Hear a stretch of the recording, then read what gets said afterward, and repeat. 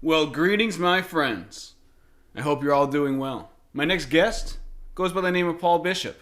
He is the William Jacks Chair of Modern Languages at the University of Glasgow. Glasgow being in a nation named Scotland, if you're not familiar. Scotland being a nation in the United Kingdom, being the birthplace of William Wallace, Alexander Graham Bell, and many other great historical figures. Today we're talking about Paul's most recent book, Jung in the Epic of Transformation. It is the first part in a planned four-part series that will culminate with, yes, the Red Book, the Big Daddy, the Granddaddy. We're going to get there eventually. But right now we're focused on the first book in the series, which touches upon all kinds of things, but is primarily centered upon the myth of Parsifal. It's a fascinating book, and I enjoy the fact that we get to kind of slow roast this thing, right? We get to talk to Paul, and we get to learn about this project as it's in motion, because the other three books aren't even completed yet. So I'm very excited to follow this entire project from book 1 all the way to book 4, hitting that mountaintop with the Red Book. I'm very grateful for this opportunity. I'm very, very appreciative of this great conversation that I had with Paul. He's a great guy. Not only is he brilliant, he's just a good guy, just a good dude. He's fun to talk to. And I think you're all going to enjoy it. And so, with no further ado, here is Paul Bishop on his most recent book, Jung in the Epic of Transformation, Volume 1. The reason why I loved that is because I assume that's the vast majority of people that follow my channel are that people. We're seekers. We're looking for something. And what I loved about your book is it also ties into what I love about your book is it's a work of scholarship. Obviously, you are a scholar, and we're going to get in. I'm going to ask about your background in just a minute to give Sure, everybody a chance. sure. But so it's a work of scholarship. But these kinds of books, these kinds of stories, they appeal to us on another level because they are Mhm. appealing to the seekers, those of us who are Yeah, like yearning for truth or God or whatever you want to say. yeah, yeah. And I was really struck while I read your book because you talk in the book about how Jung, from the time he was very young, was obsessed with these old stories, these Grail stories. And it really struck me how it's kind of a beautiful thing because you have Jung, who from a very young age believed there was some kind of truth in these stories. Mhm, And then you have you and other scholars who are looking at mhm. Jung's writing about this writing, right? And also searching for Yeah, the same thing. And then you have yeah. us, the people who are reading it. And Mhm. these nested stories within stories are Yeah, all part of our own Grail quest. And that just mhm. struck me as something really kind of beautiful. And Yeah, I wanted to open with that. But yeah. um, anyway, could you go, you have a very interesting academic specialty. Could you go a little bit into your background, your academic background, and how you came to this, where you are today? Yeah, yeah. Um, well, as a Germanist, anything that to me is written in German is of value and interesting. And of course, Jung does write in German, not exclusively. He lectured very extensively in English and very successfully.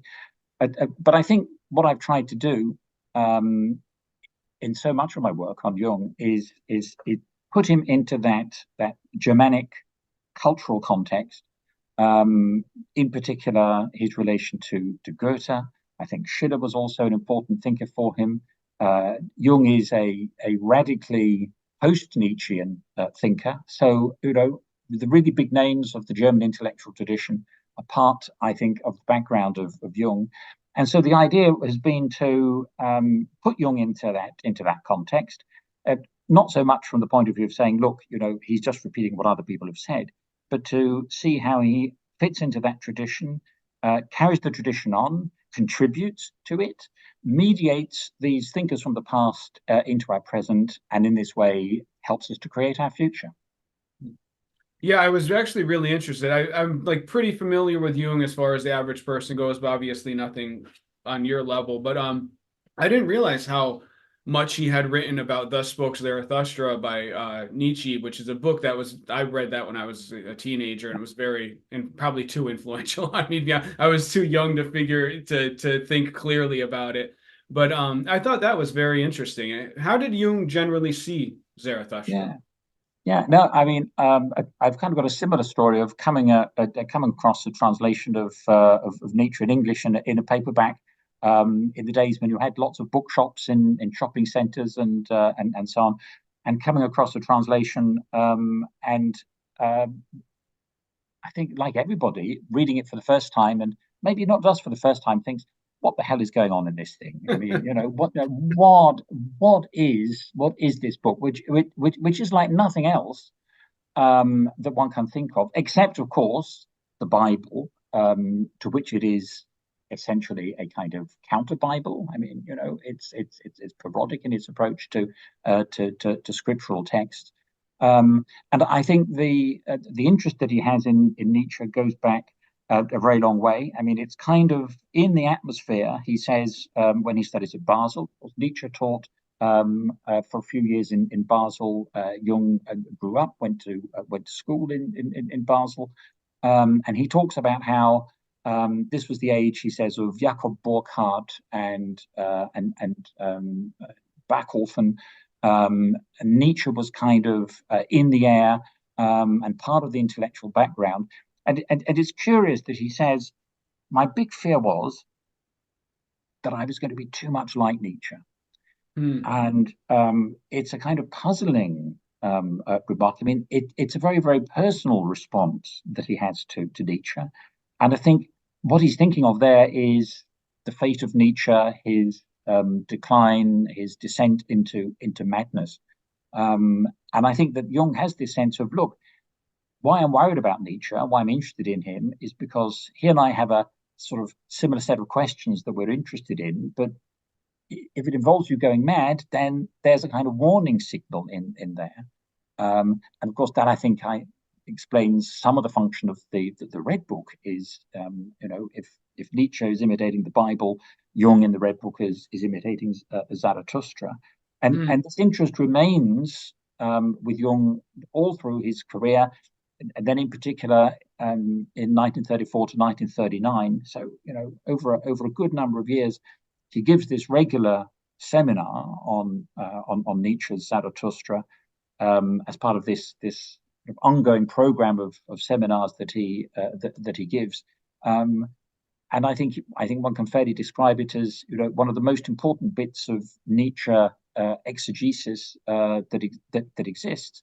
I mean, we have Heidegger writing about him. We have Leo Strauss writing about. Everybody is so many key figures, and I think that Jung fits into this trying to work out, and that's why I think the seminars are so interesting. They show Jung, as it were, on our behalf, struggling with the text, trying to make sense of it. And one can also see, again, how close what Jung is trying to argue makes better sense when we see it in relation to Nietzsche. I mean, that's the proposition at any rate that I've made. And I believe that was you mentioned it was he intended to write about Nietzsche more, but his wife was already writing about Nietzsche. Am I remembering the? Well, that's about the Grail. That's the Grail. I'm sorry. Yeah, I'm mixing those up. That's right. That's okay. Emma Jung has this project to write about the Grail. I think other people tend to, in his circle, pretty much tended to shy away from Nietzsche, with the exception of one of his early followers called Lydiane Freiron, who writes a book about Nietzsche. But I think there's always been this sense of something, how should we say, borderline in so many ways about Nietzsche in general and Zarathustra in particular. But what Jung says about Zarathustra in Memories, Dreams, Reflections is there was this sense of there, but for the grace of God go on. So he's taking on this Nietzschean mantle. He's taking on the Nietzschean quest for meaning, and in particular meaning in a world where God is dead. But he's trying to do it in a way which, as he would say, does not leave one bereft from the protections of Christianity. And that's why he thinks Nietzsche falls prey to those Dionysian forces in which they are both interested. But Jung wants to ensure that one can explore and come out of a godless universe without the loss of sanity that he sees represented by Nietzsche and his fate. And so obviously the book I love the parts you talk about Nietzsche, but obviously, well, not obviously for the viewers, So the book is the first volume in a planned four-volume series, going over four different epics and Jung's perspectives on these epics. And while Nietzsche is discussed at a good amount of length in this first installment, you're primarily talking about Parsifal. And so could you give everybody a little bit of a background about Parsifal, just what it is basically? Yeah, absolutely. It's a fabulous account of the story of Parsifal. Parsifal, as Wagner calls him, Percival, as he's known in English, Perceval in French. It goes back to a French text written by Chrétien de Troyes, who has a series of epics, courtly romances, to be precise, about various knightly figures.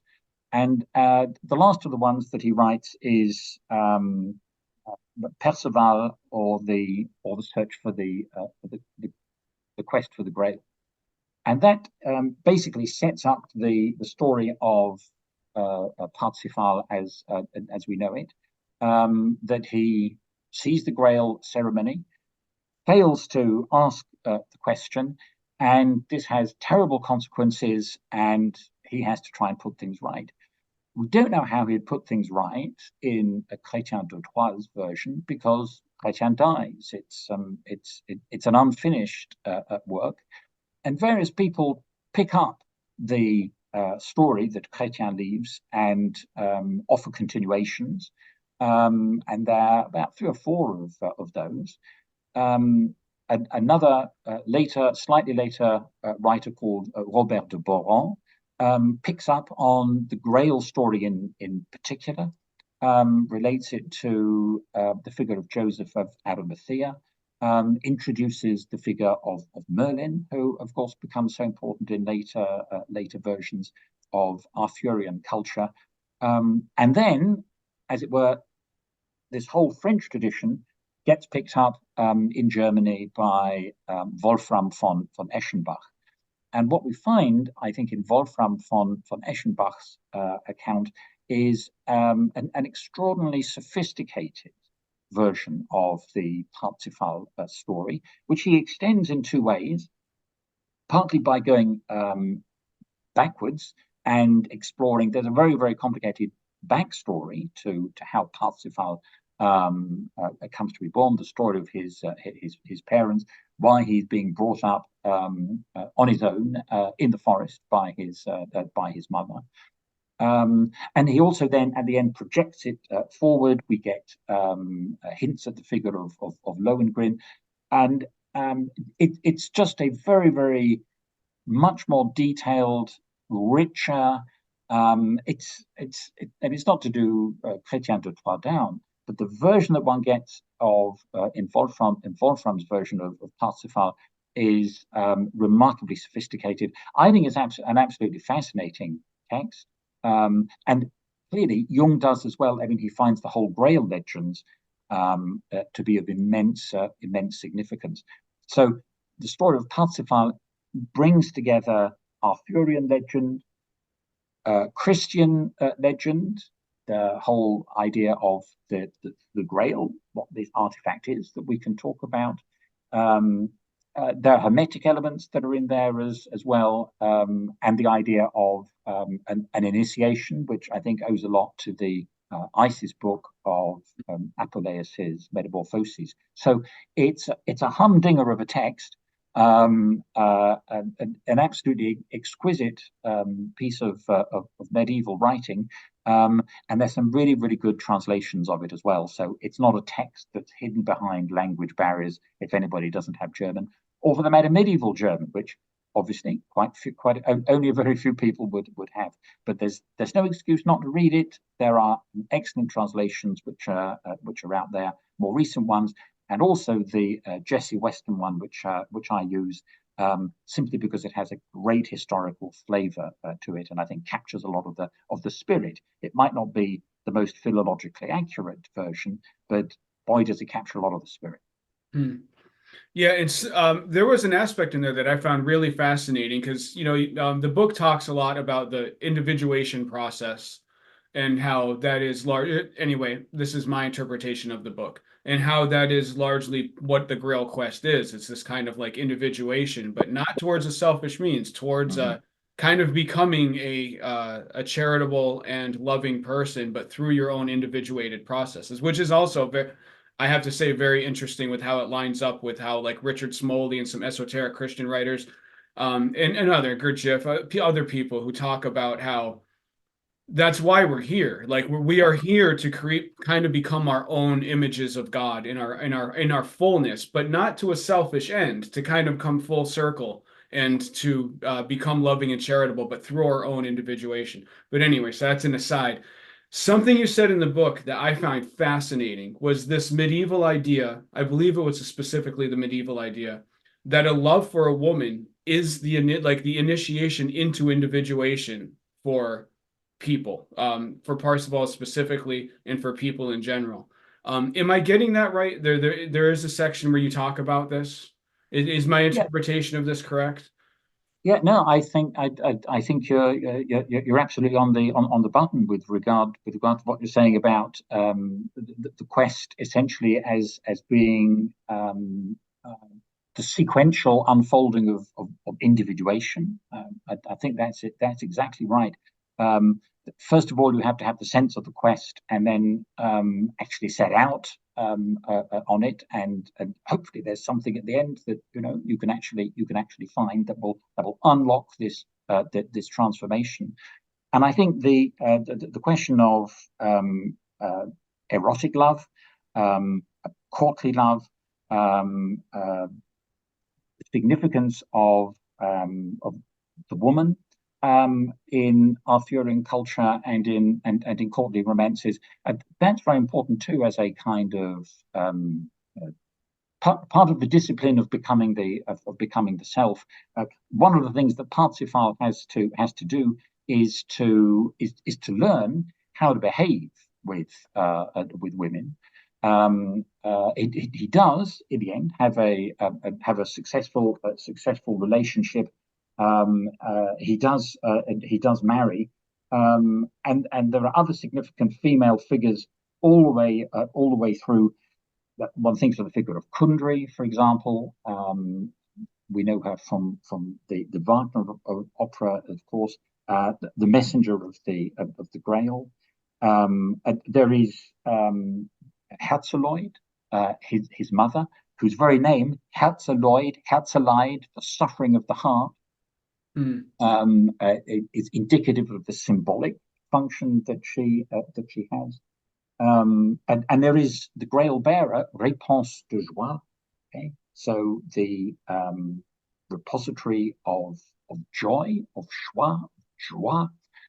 So all of the female figures, as well as the male ones, have an important symbolic significance. Sometimes this is caught up in their name as well, Mm. particularly with the female figures. That's right. And so how, if you could summarize, so how this love propels Parsifal, or how it informs his quest, because it's not only a love story, like his whole arc is much more than that. But could you talk a little bit about how those love stories do fit specifically into the broader narrative? Yeah, I mean that their function is to act as a series of staging posts across this very complicated story that Wolfram is telling. Um, and I think one could summarize it as saying he has to learn a respect for the feminine.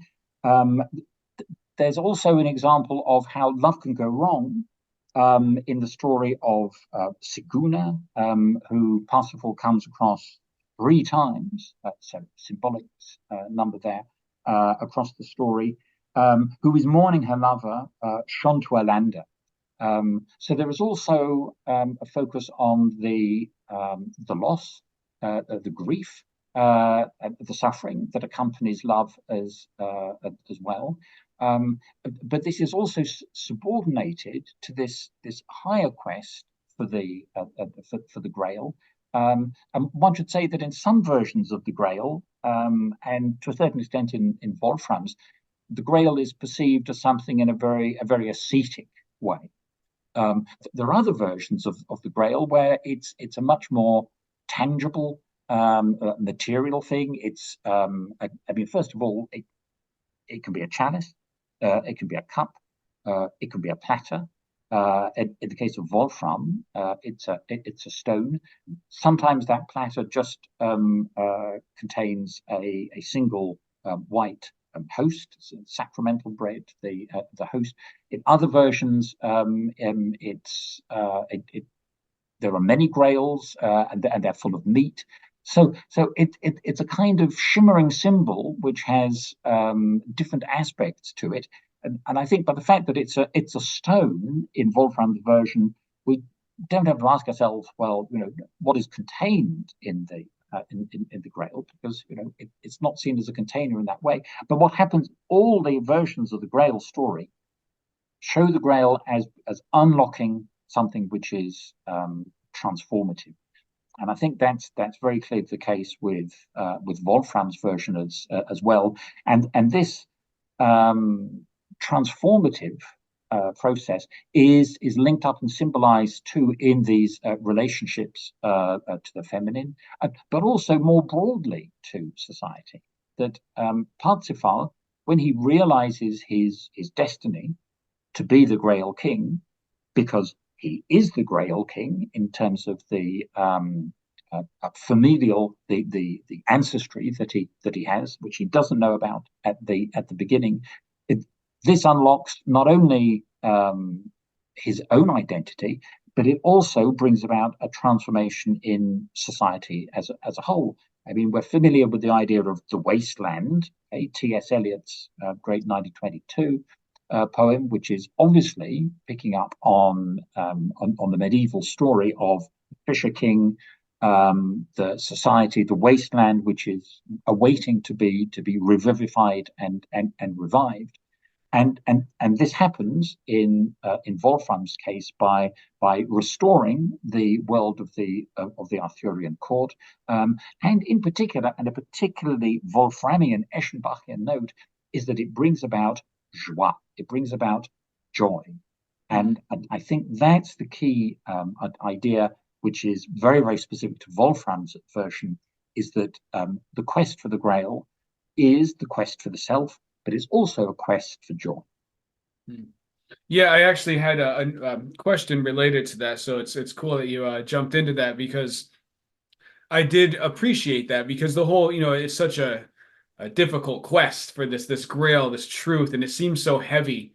And I really like that section where you talk about joy and how it's difficult, it's hard, but there's the reward is a deeper kind of joy and ecstasy in living, right? That's right. That's it. Yeah. And so Jung seemed to, well, not seemed, you mentioned in the book that Jung was really kind of fixated on the Middle Ages in general, on the medieval times in general. He thought there was something like really special about that time. What was it that he was seeing in that time that he thought was so worth study? That's great. No, that's a very good question. I think one of the ways to answer that is to think about a comment that he makes towards the end of the Red Book in Liber Secundus, in the chapter called the Magician, which is almost going to the end of this the second book before we go into the scrutinies. And Jung says this. He says, "An opus is needed that one can squander decades on and do it out of necessity. I must catch up with a piece of the Middle Ages within myself. We have only finished the Middle Ages of others. I must begin early in that period when the hermits had died out. Asceticism, inquisition, torture are close at hand and impose themselves. The barbarian requires barbaric means of education. You are a barbarian. I want to live with you, therefore I will carry you through an utterly medieval hell until you are capable of making living with you bearable. You should be the vessel and womb of life, therefore I shall purify you."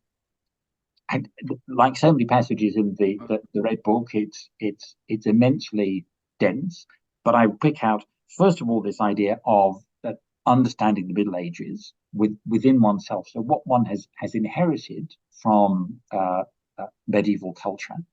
So I suppose ways of thinking, experiences, like an interesting quests and grails that we inherit from this period.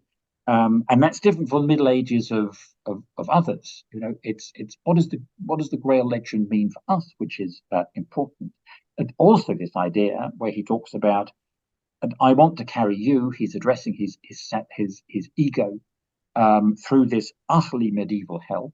And of course, there is this descent into hell as part of the Red Book and as part of the thinking that produced this Red Book, this descent into hell in order to emerge again.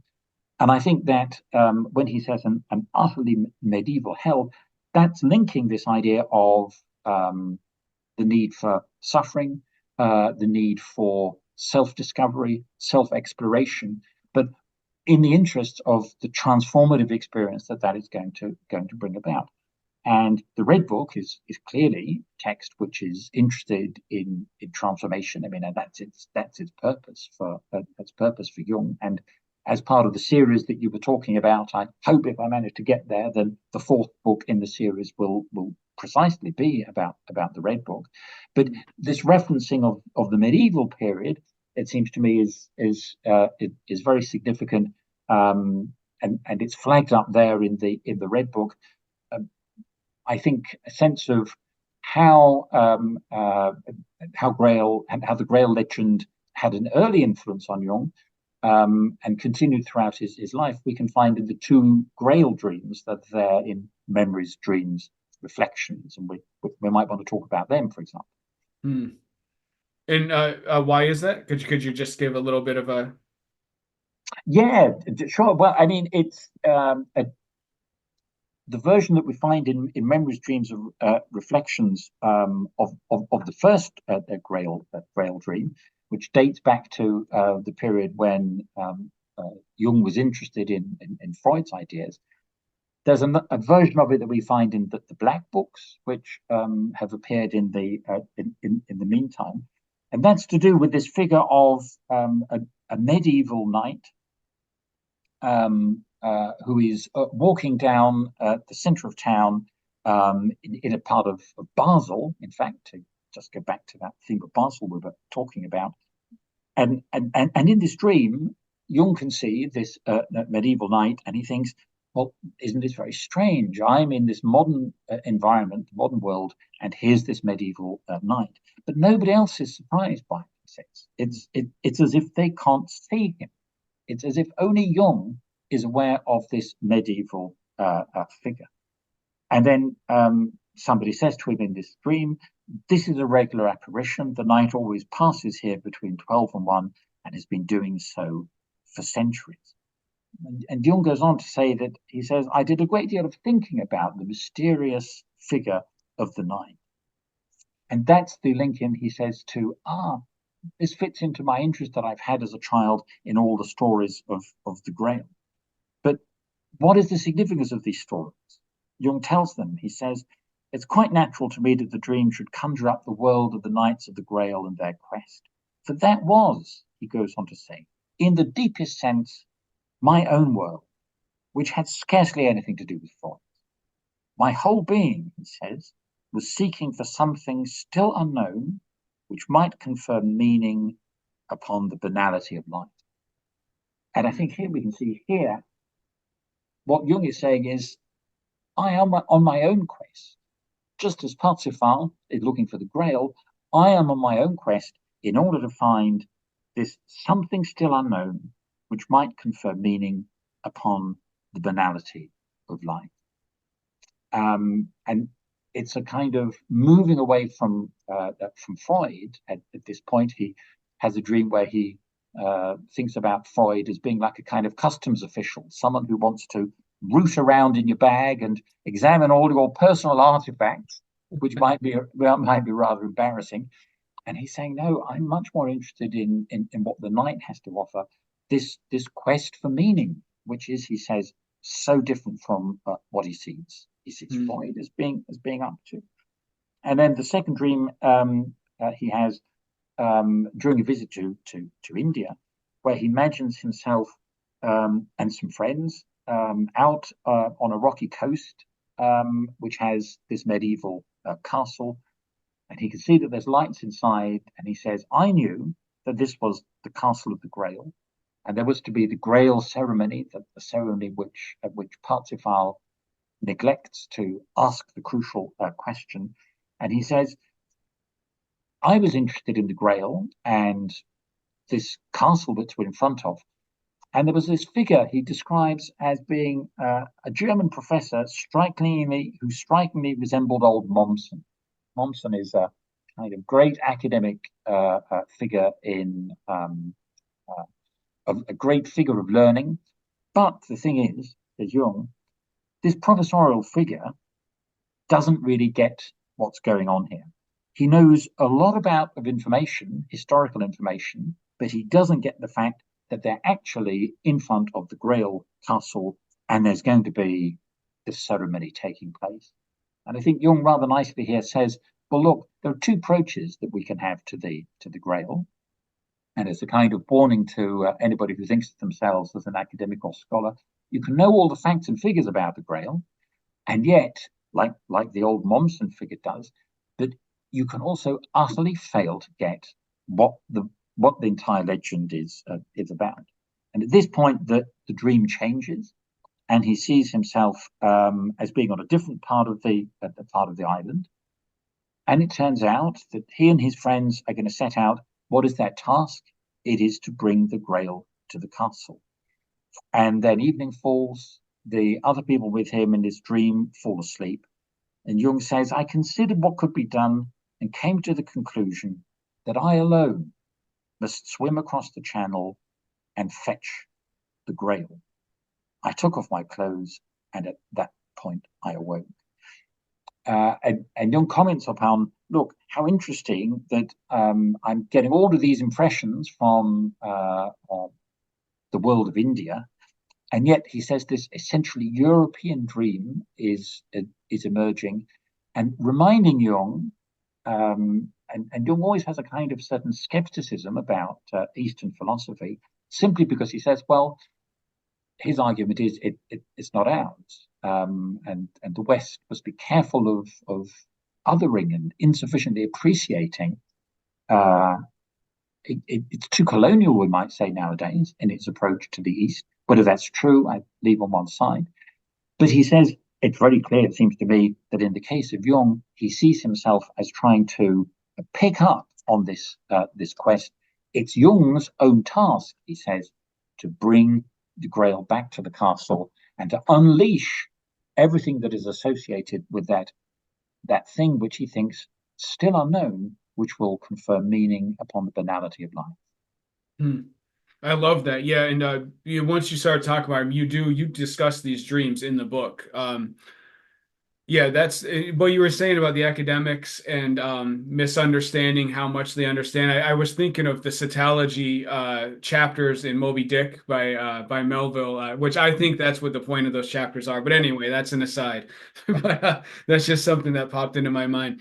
So this whole idea, it's fascinating that Jung is talking about the Middle Ages in his own being, and it's like kind of a radical taking the concept of as within, so without, and as above, so below from Hermeticism, kind of like taking a really radical, or maybe not radical, just maybe taking it in the most literal fashion, which is that's really interesting to me.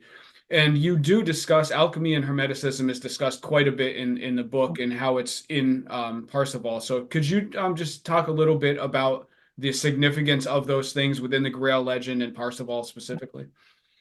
Yeah, no, that's a good question. I mean, the whole question of Jung's relation to alchemy is fascinating in its own right. I mean, the riches that are there in volume 12 of the collected works never ceases to astonish me.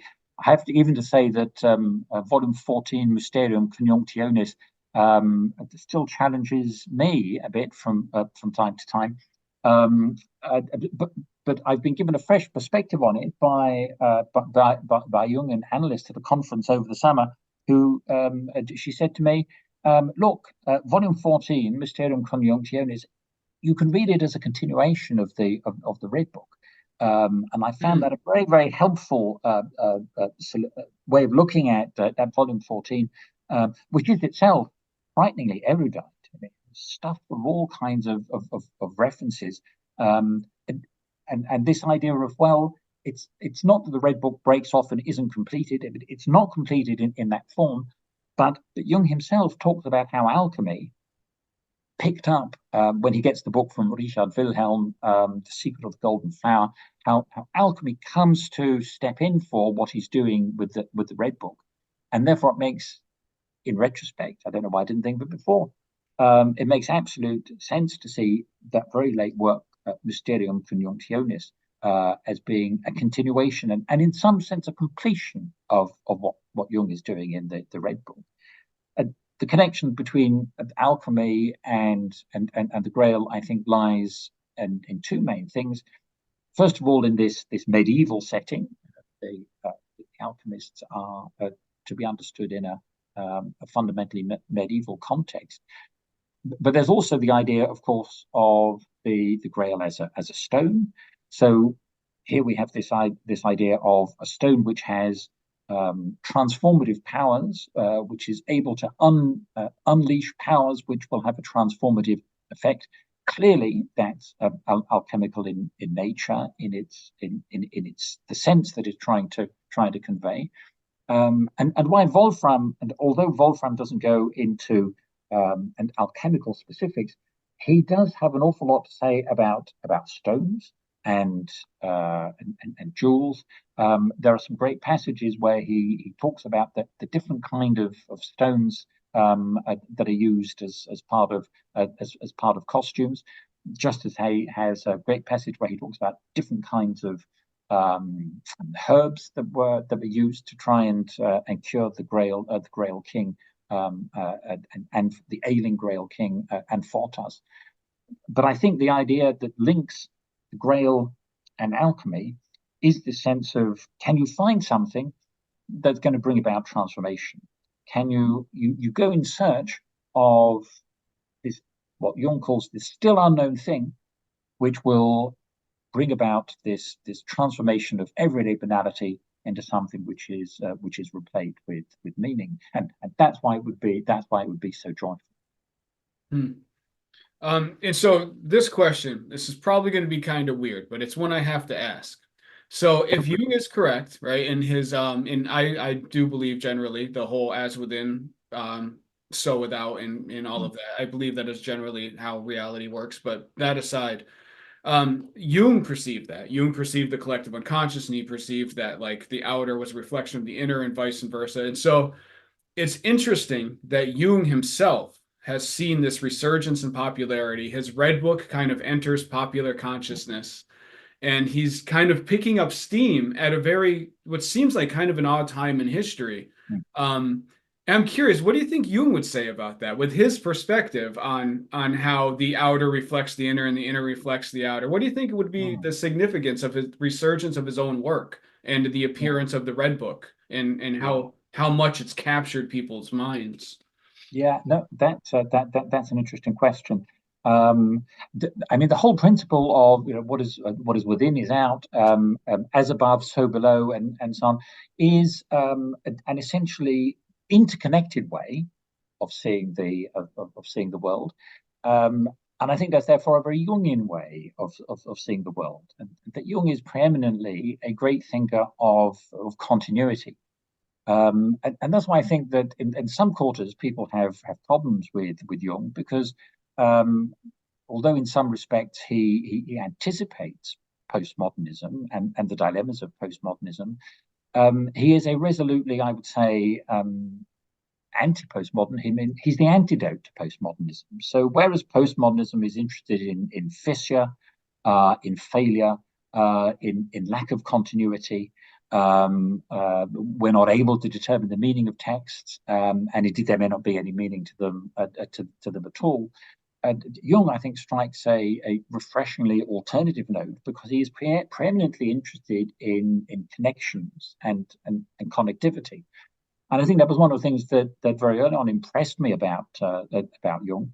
If you go and find volume 5 of collected works, which of course is a reworking of his first great book, Transformations and Symbols of the Libido, published as the Psychology of the Conscious. Whether you look at the 1911 and 12 version or the 1951 version, what you see is an amazing interpretive tour de force with Jung putting in all kinds of major cultural references. So we find Goethe's Faust, we find Nietzsche, we find Wagner, we have a reference to Burckhardt that's thrown in. We have Longfellow. I mean, it's replete with all kinds of, we could say, canonical sources, as well as some very acanonical ones. I mean, very recondite, very obscure, unless we've had the fortune to have the kind of education which evidently Jung had made for himself. It's one of the things I admire most about Jung's works is, you just learn so much from them. I mean, they are so pedagogically appealing and wonderful. It doesn't matter whether you actually, I think, agree with Jung or not. Read those collected works in 20 volumes and you'll be a better person for it, irrespective of where you stand vis-a-vis Jung. And I think what he gets out of the Grail legend, going back to that second dream, is not something which is simply there because it's part of history and it's just there. It's part of history and it means something for us. And the past speaks to us. I think that's one of Jung's most powerful ideas. I've tried to write about this in a book called The Archaic, which brings together some thoughts of various scholars who were thankfully able to contribute to the book. And the whole idea of The Archaic, I hope, is contained in its subtitle, where I called it The Past in the Present. And I think Jung is preeminently a thinker who is interested in how does the past connect into us, not simply as something which is of historical value, like the old professorial Mommsen figure would see it, but something which has a vital meaning for us. And Jung is this great thinker of continuity. That's, I think, what he always was in the post-Freudian period. That was his 20th century significance, as it were. And now, with the appearance of the Red Book and the Black Books as well, we've entered into a kind of a different epoch. A different Jung is stepping forward, and in a way, it's kind of an irony of history that the Red Book was locked away. Nobody was allowed to see it, or very few people had seen it.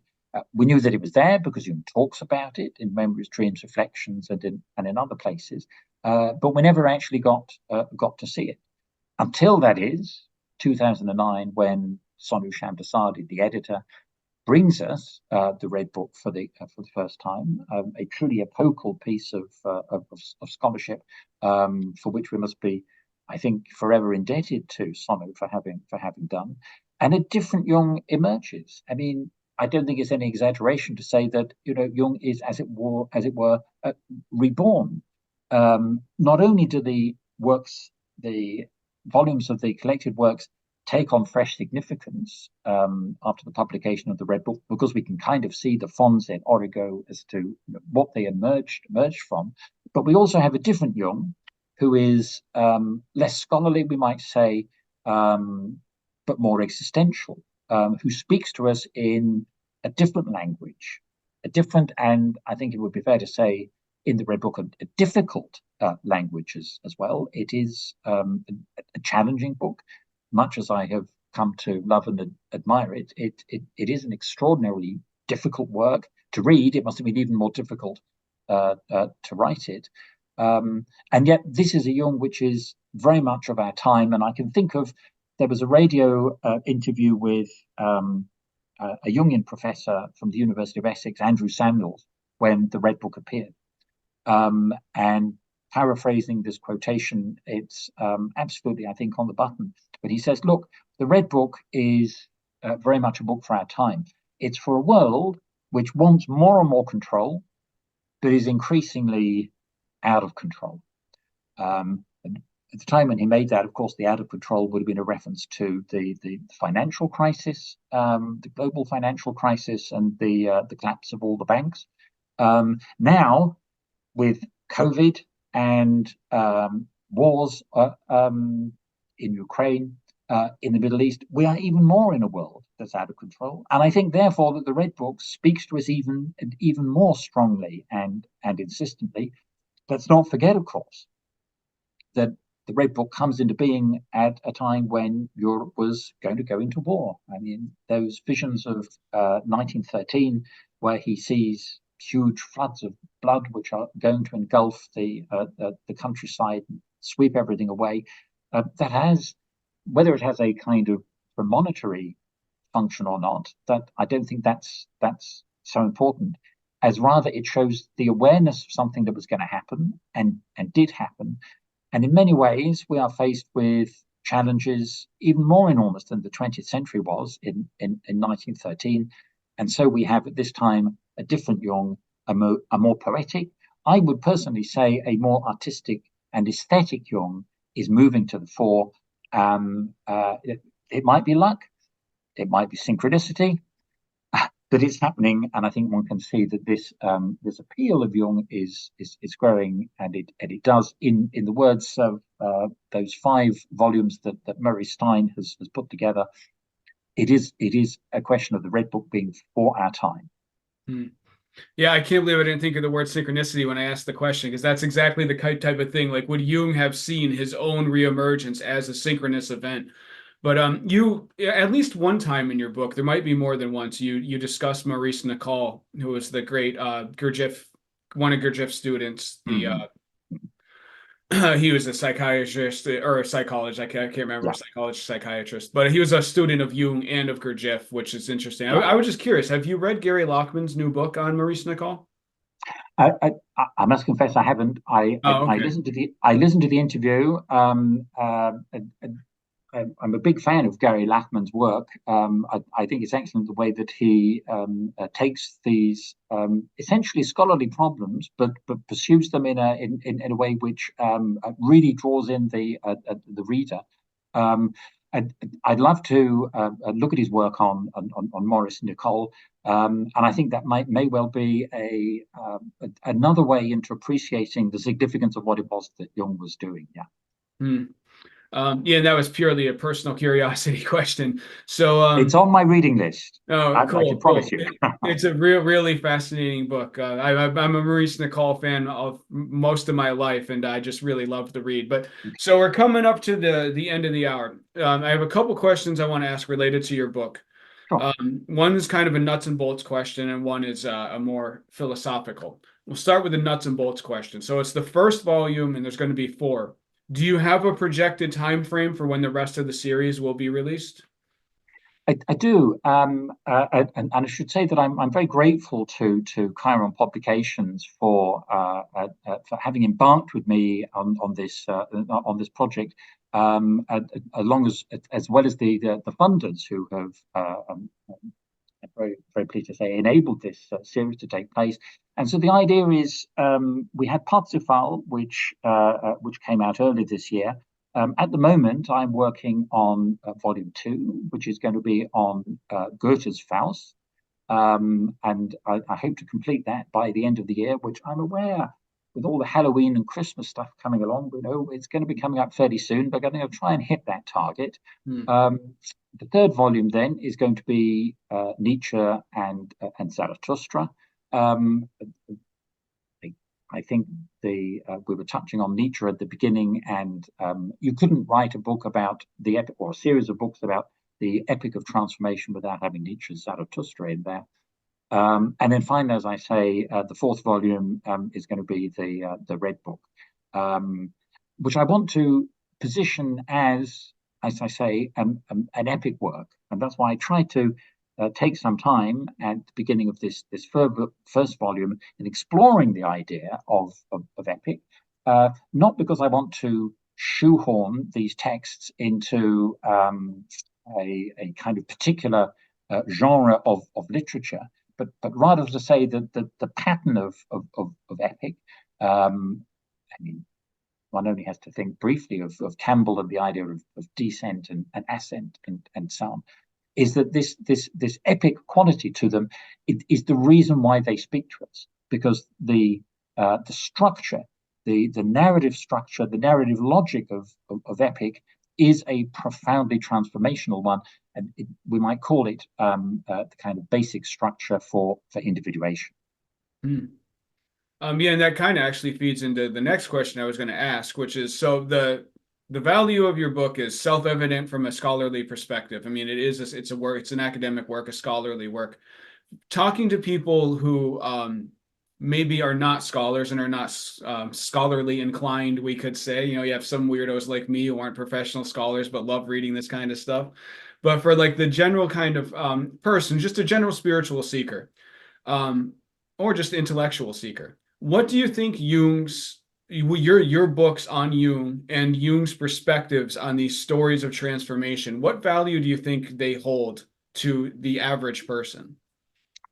Yeah, it's a very good question, and it's a kind of difficult balancing act between, on the one hand, writing something which I want to be scholarly, just simply in the sense of giving people the evidence for what I found, giving them the references, because, well, if I found a book useful, then I want to kind of share that information, and at the same time wanting to avoid falling into the German professorial Mommsen-like trap of simply knowledge for knowledge's sake. And so, what I would like to think I'm trying to do is to bring these two aspects, the categories as you put them, of the spiritual on the one hand and the intellectual on the other, and try to bring them, try to close that gap as much as I can. And I would hope also to kind of maybe transform the expectations there, so that those people who have a fundamentally intellectual outlook might also consider the broader spiritual questions, psychological, psychoanalytic, spiritual questions, which are involved in these texts. But also to those who, you described yourself as being a spiritual seeker and so on, but also to bring you in and make you part of this academic and scholarly discussion as well. So I would hope that I can speak to both parties. I hope that I can bring both parties together. I hope that in so doing it might also transform the way that we approach the question of the canon. And as you know, there's been a big debate about canon in the arts and humanities. Nowadays, we're more or less encouraged to abandon the idea of a canon. But my feeling is that the canon, like the past in a Jungian sense, persists. And what I would want to do is to say the value of the canon lies not in simply this kind of dull pseudo-intellectual knowledge, which is like the German professor, it's just knowledge for knowledge's sake, but rather to see, well, the canon is full of texts which are incredibly exciting and incredibly interesting. And Wolfram von Eschenbach's Parsifal, for example, is a great work of literature, but that's not why we should read it. We should read it because, as it's a great work of literature, it's able to have a transformative experience on the reader. And I think that's why Jung says that's what it would mean to catch up with the Middle Ages within us. So I'm wanting to bring Wolfram forward with us today, and to bring those intellectual, scholarly, and spiritual, psychoanalytic sides together. So it might be a big ambition, but I'm going to have my best shot at it. Well, for what it's worth, from this one guy here, I definitely think you achieved that. I mean, I've read Jung, I have the red book, and I've read a lot of his stuff, a lot about him, but you were able to bring together stuff that I simply don't have time or the background to do this myself. And I found the book very worthwhile. I'm excited. I'm actually a little frustrated that the whole 4-part series isn't done, because I want to go through the whole series. But I personally gained a lot from it, and I'm already looking forward to reading it again at a more leisurely pace because I had to read it to prepare for this. But I found it very useful, and I'm really excited for the next three installments. So Well, thank you very much. I appreciate that. That's yeah. good to hear, and for me, very, very encouraging to know. So I do appreciate your comments. Excellent, man. So thank you so much for the time, Paul. I really appreciate it. I You're hope welcome. we can talk again when the next books come out. Like I would really It would be appreciate it. great. It'd be Awesome. great. All right, thank you, Paul, and enjoy that Glasgow autumn. And yeah, we'll talk again soon. And That'd be great.